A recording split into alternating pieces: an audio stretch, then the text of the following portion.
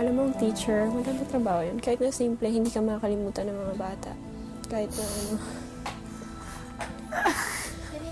Nagkalit ako sa'yo. Ang mysterious mo talaga, Brenda, ha? Tapos ang weekly task, ang machikang si Olin, si Brenda naman ang chinika. Ayun, masosorpresa tuloy siya. Kala ko maghula lang ng simple things lang. Gusto mo try ko sa'yo? Pwede yung hindi ko yung hand mo. Hindi ka natatakot Hindi. Sanay ka na.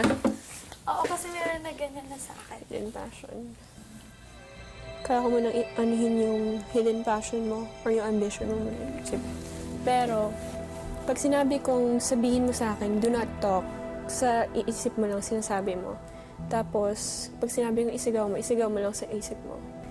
Eh, gusto mo makatulong ka sa parang mga kabataan like that, no?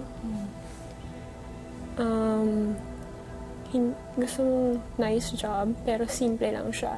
Pero gusto mo, yung job mo, malaki ang impact sa mga tao. Kasi parang sa kanila ka tututo, something like that. Parang ang daming bata. Tapos, teka lang, hindi siya orphanage eh. You're talking. Parang nasa, you wanna teach, you wanna be a teacher. Shucks. Kasi, you wanna be a teacher kasi gusto mo, kahit na yun yung trabaho mo, simple lang, pero malaki ang impact sa mga tao. Kumbaga, sa'yo sila magsisimula.